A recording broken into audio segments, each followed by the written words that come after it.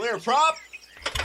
Star 73, Yankee number 2, following twin traffic, 3 mile final, clear Sutton. 1 Charlie Bravo, exited in runway 25, going 4 mile final. This is Behind the Prop with United Flight Systems owner and licensed pilot Bobby Doss and his co-host, Major Airline Captain and designated pilot examiner Wally Mulhern. Now let's go Behind the Prop.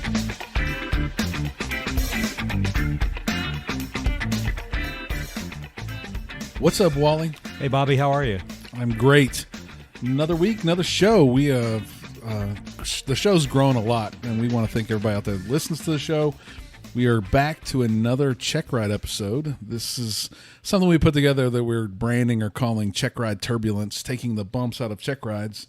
And this week we want to talk about really something basic to help you prepare for the check ride that Wally sees too few people doing, and that I unfortunately hear about some students that come to us from other flight schools that don't use these books on a regular basis. And as we become commercial pilots, we probably think of them a lot more, but as student pilots, you should have and be aware of 3 big things as it relates to flying. There's obviously more, but these are 3 things for the check ride: the POH, the ACS, and the FAR AIM. And if you were to bring those 3 books to your check ride and actually know how to use them and know what's in them, I think you'd be surprised how easy that check ride day would go. Would you agree, Wally? Absolutely. I remember my first, I grew up in an aviation family. I flew with my father quite a bit as a very young little boy. But I took my first, what I call my first real flying lesson on August 31st, 1981, so almost 40 years ago. And it was in a Tomahawk, Piper Tomahawk. It was 2549 Alpha. And I remember walking the first flight. We flew for about an hour, and we walked back into the flight school, the FBO. And I remember my instructor taking me right up to the counter, and there was a little display case there.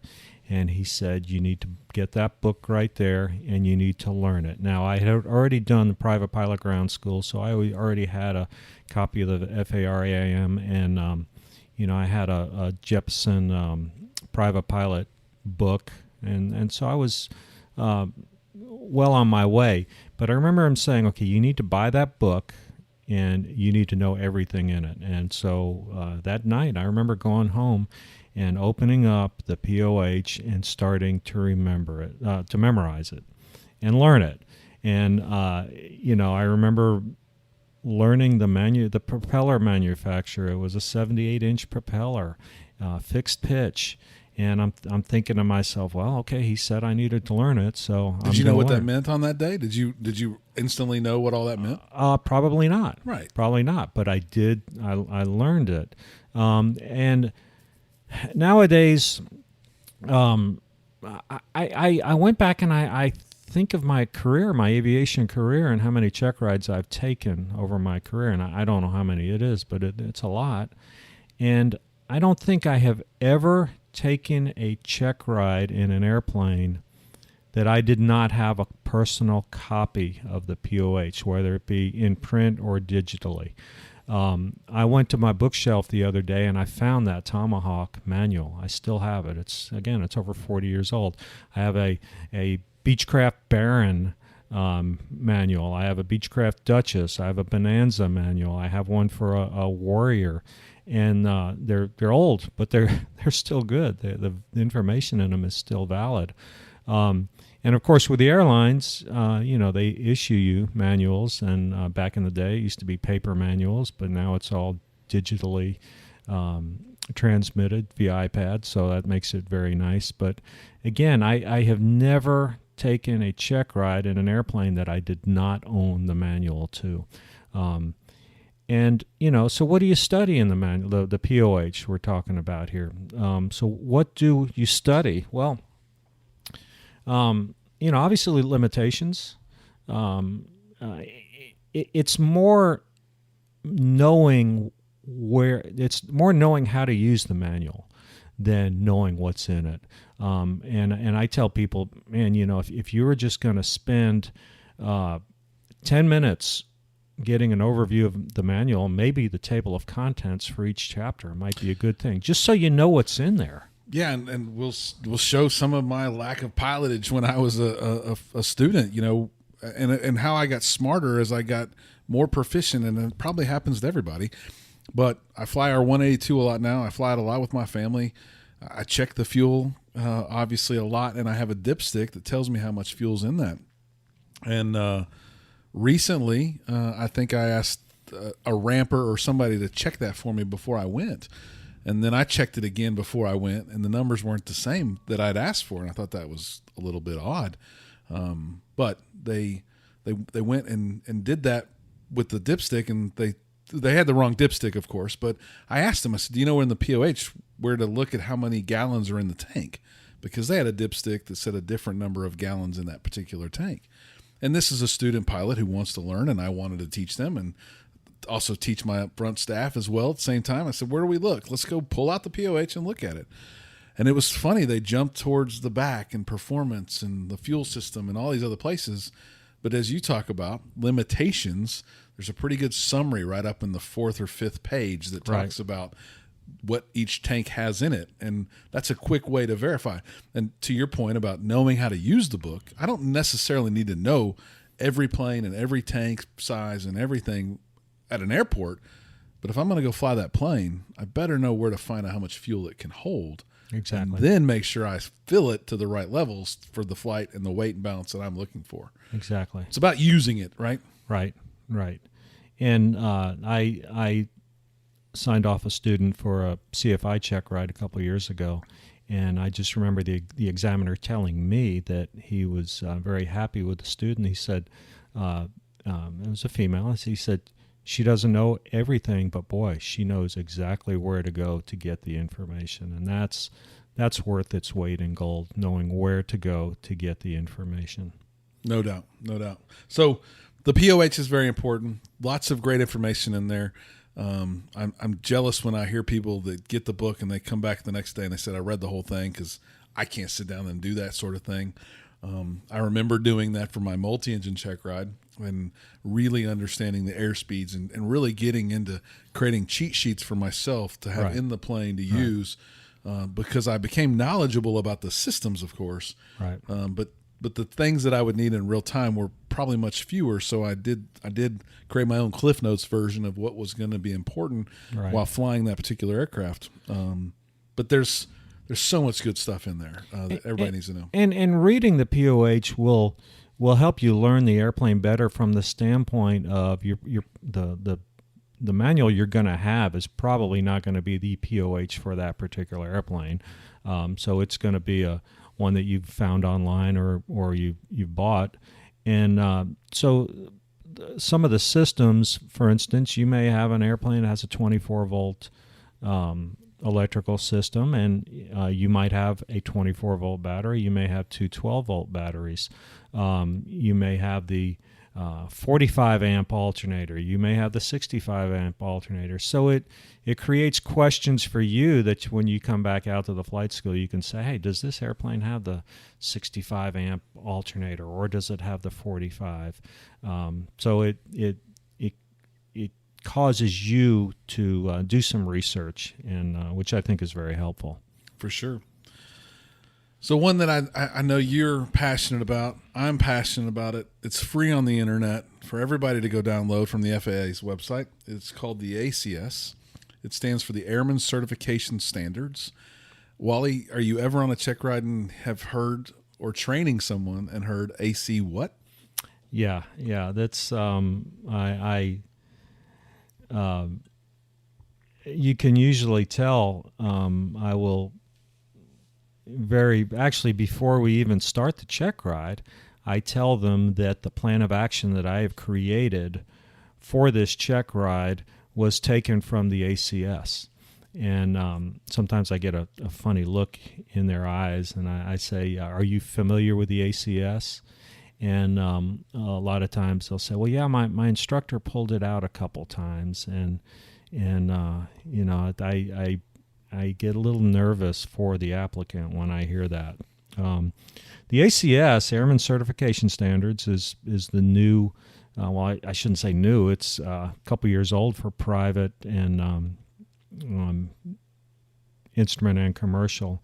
It's basically the document that examiners create, or I shouldn't say create, use to create their Checkride scenario. It is free of charge from the FAA website. You can also if you're a ForeFlight user, you can go into the documents section and download it there. But there's so much good information in the ACS, and I am referencing it almost daily when I'm doing check rides.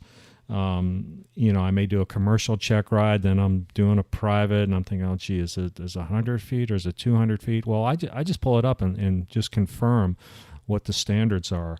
But the ACS, in the very front, there's an introduction section, and it talks about the Airman Certification Standards concept, using the ACS.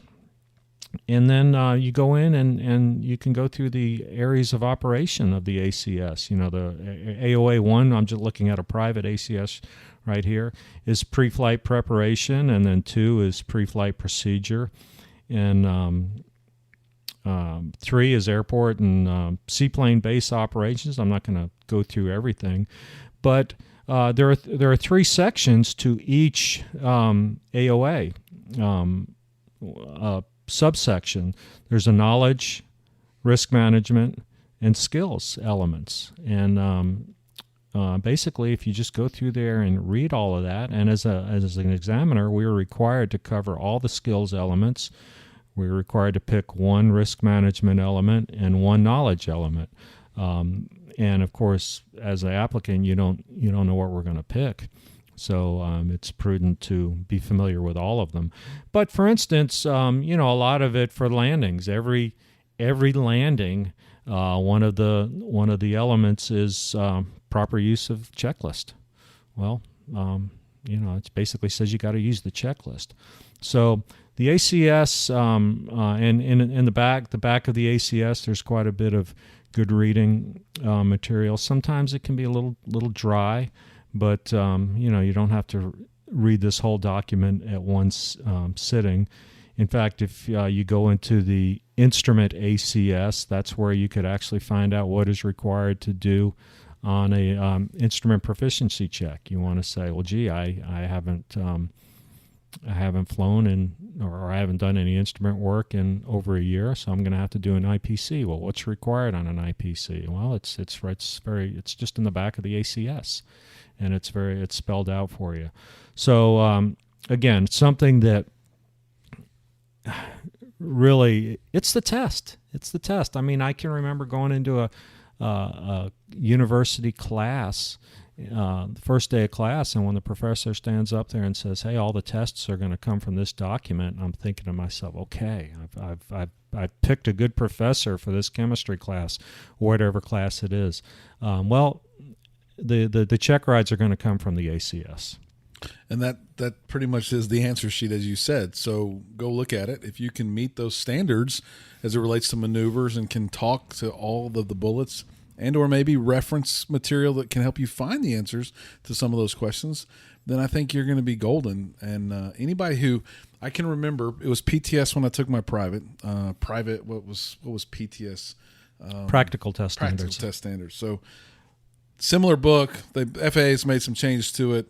ACS is the new version and acronym, but there used to be special emphasis areas, and I can remember, I think we pulled out that book like the day before to review those special emphasis areas, and I was thinking to myself, all the weight of the check ride coming and being nervous, I was thinking, man, we should have looked at this a couple weeks ago. Right. Right. Yeah. And if you're a student pilot at any stage working on private instrument, whatever that might be, there is an ACS for that. Yeah. There's still some PTSs for the CFIs, but they'll get changed, I'm sure, in the short term as well. But I would highly recommend that early on, really pre-solo, that you're looking at the ACS so that you understand what will I be expected to do as I'm working on slow flight for my check ride. If you practice that way, the check ride will be that much easier. Yeah. For sure. Yeah. I don't think I was held to knowing the ACS really well until I started working on my commercial.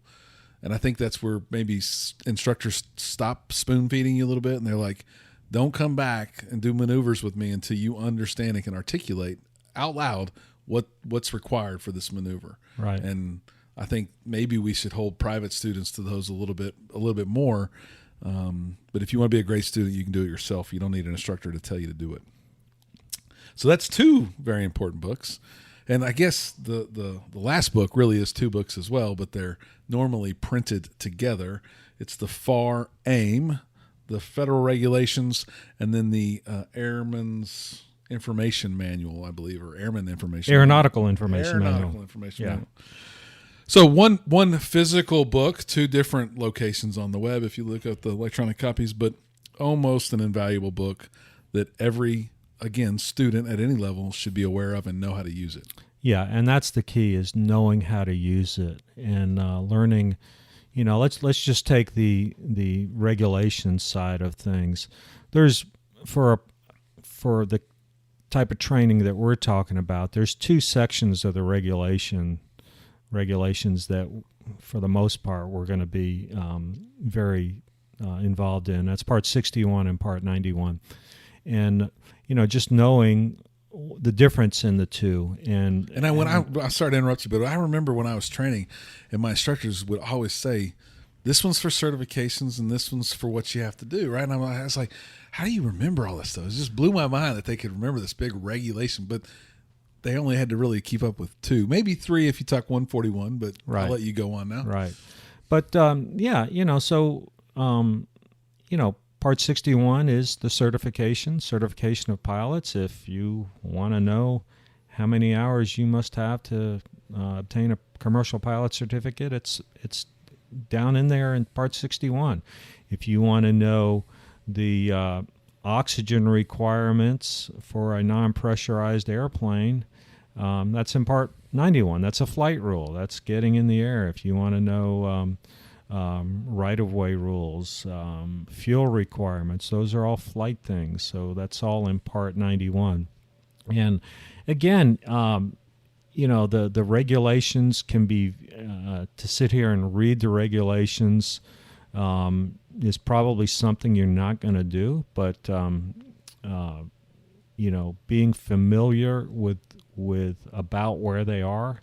Again, looking at the table of contents, if you really wanted to study the FARs, just studying the table of contents to know what is in there would be a great idea. In Checkrides, we do talk about oxygen requirements quite a bit, and I'll give maybe a private pilot candidate a scenario where they're much higher than they've ever thought about being. I say, okay, we want to fly at 15,500 feet, and the airplane may not even be able to obtain that, but I'll say, okay, let's say we're in an airplane that can get up that high. What are the oxygen requirements?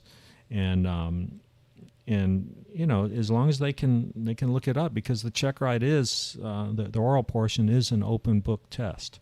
So from a time standpoint, if they have to look up every question that I ask them, we wouldn't have enough time to finish the Checkride. But that's one that a lot of times has the applicant digging in the FARs, and again, it's in Part 91, and as long as they can find it and answer the question, I'm happy with it. The thing that I can remember using the FAR for was the regulatory stuff, was looking up the rules, like you said in 91, the operational components, right? I think as I worked on, am I ready for these check rides? I think I used 61 to look up, do I have all my stuff done? Do I have my nighttime done? Do I have my hood time done? Do I have all my things that I have to get done to make sure that I'm ready to go? Maybe auditing my logbook, but a very valuable tool. Probably not your weekend read. Probably not something you're going to sit around and enjoy, but something that if you're going to be a professional pilot, you're going to become intimately aware of what's in the FAR for sure. Right. Now, we've talked about the AIM a couple times. Still one that blows my mind, how good the book is, how valuable the book is, and just how much stuff is in it. Yeah. Not regulatory, right, but more suggestive. Would that be the way you would describe it? Yeah, I would say definitely non-regulatory in nature. But I know I was a private pilot before I really dove into the AIM. When I distinctly remember one night reading it and thinking to myself, my gosh, there's a lot of good stuff in here. There really is. It's you can go back to the pilot's handbook. I'm going off on a tangent a little bit talking about other books, but Pilot's Handbook of Aeronautical Knowledge or the Airplane Flying Handbook. Boy, there's just so much good stuff in there, and the AIM is another good, and it's a little bit easier reading because we all joke that the FARs that's written by lawyers, and most of us don't have a law degree, so there's a lot of things that may be tough to understand. The AIM maybe written by pilots, I hope. Well, I think the AIM's nice because it's got pictures in it, Wally. Yeah, so there's pictures in the AIM, and as you flip through, surprisingly, on a print version of the AIM, they're in color. I don't know how they afford to print these books and sell them for so cheap, but I can remember using the AIM a lot for the lighting systems, right? Because you can go in there and see a cool visual of it, right? And if I go somewhere and there's a lineman and they wave me in, and my wife or kids or whatever go, how do you know what that guy's saying? Well, I only know because I went and looked at the pictures in the AIM, right? The hand signals with the orange cones in their hand. That it shows you exactly what that lineman wants you to do. Yeah. And what does it mean if he holds up one finger and wants you to start an engine? Yeah. And you have two engines. Which one is that? The AIM answers those questions. Right. And I think everybody, as you become more proficient in your flying, you really should use the AIM more than we do. I think we all default to what you said, one of the other books, a JEP manual or something else, when a lot of that information is right there in the AIM. And I would make a suggestion for a brand new student pilot, especially if you're a young person. Buy that first AIM in a printed version and keep it. And I say this because I distinctly remember cleaning out my office in my house many years ago, and I had my original FAR AIM, and I threw it away. And I still kick myself for throwing it away because I would love to go back and see what was in the FARs. Two lighting systems? In 1981. Yeah. I would just be curious to know. But I don't have that. I do have, as I mentioned earlier, I do have my original POH for that airplane. The one thing I can assure everyone is that the regulatory section was much shorter in 1981 than it has become in 2021, for sure. Right. But the AIM is a really, really good book. And so how would we use these on a check ride? Well, again, I think we're talking about preparing. If you do all the flight maneuvers, and you know the ACS and you know what you're allowed to be, what the tolerances of those are, that's going to be helpful. I hear, and I was that person, do I have to do this maneuver starting into the wind? Or should I do this maneuver starting into the wind? If you have to do those type things, it's probably in the ACS. Right. If there's a specific rule, it's going to be in the ACS. Right. If it's a technique, then discuss that with your CFI. Right. But use the ACS as you're preparing. That means not 3 days before check ride, 3 months before check ride. Yeah. I think the POH is a great example of something that I think we all think about later on in our piloting training, right? Commercial, whatever. We start really reading and learning that stuff. But it would be very helpful, even again, pre-solo, to be thinking about those systems and be able to articulate what is this ignition system and magneto check that I'm doing and what's it really telling me. Right. That's going to make you a better pilot. Yeah. Not a better runner-upper, but a better pilot, right? Right. And then finally, the FAR and the AIM, two invaluable sources in one bound book that really should be in everybody's at least flight bag that they might not put in the plane with them, but what you travel to train with, you should have that. Yeah. Have electronic copies on your iPad, and then know the links to find them on the web if you want to look on the web. Right. Absolutely. Anything else to add? I know there's a lot more stuff to a check ride, and we're not saying if you just do these 3 things, you're going to pass with flying colors, but these will definitely take the bumps out of a check ride for you and prepare you well. Absolutely. And you just going back to the POH, circling back to that, the performance section, just be familiar with the charts and how to use them, obviously. But again, what's available? What charts are available? I inevitably will ask an applicant, okay, what true airspeed are you using on or cross country? And they'll give me a number, and I'll say, well, how'd you get that? Well, that's just what we use, is sometimes the answer I get. And I say, well, let's maybe explore the actual number and see what it is. Before we start recording, you talked about one question you asked. I think the listeners love to hear from a designated pilot examiner on a question you might ask. It's a pretty basic one, but what's that one question that you ask about weight that everyone just should know how to go find that in the POH? I asked the max takeoff weight of the airplane. Pretty important freaking number. It's important, yeah. And a lot of people, I think that ought to be on the tip of your tongue. You ought to be able to tell me it's 2,300 pounds. And we're at 2,280 today. We're 20 pounds below max takeoff weight. So, if someone shows up with a 50-pound bag, well, we're going to have to do something. Something's going to have to come off the airplane weight-wise. Most would say the DP. We'll just leave them. Yeah, exactly. We'll leave them back somewhere else. So, again, it's more about knowing how to find the information, knowing how to use the books to your advantage, knowing how to be a competent pilot to use those tools. As always, thanks for listening to Behind the Prop, and stay behind the prop. Fly safe, everyone.